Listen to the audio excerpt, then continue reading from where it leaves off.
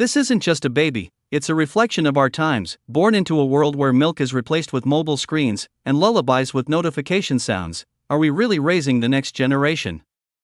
Or losing it? Welcome to a truth we don't want to face, but must. Today's video isn't just a message.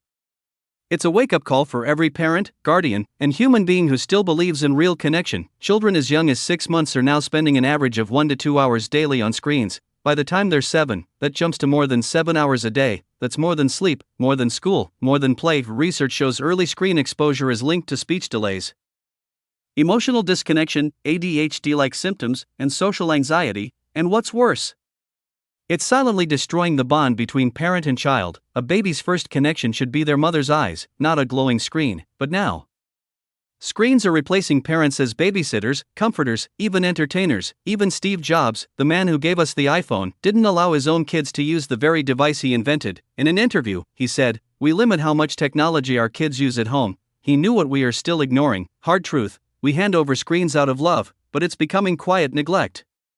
We say it keeps them calm, but are they really calm? Or just numb? Every swipe they learn today takes away a piece of their imagination, their focus, their future. Call to awareness. This isn't about banning technology, it's about balance, it's about being present, it's about giving your child the attention, not your phone. Closing lesson, remember, children don't remember the apps you bought them, they remember the time you spent with them. Let's not wait until it's too late. Disconnect from your screen and reconnect with your child.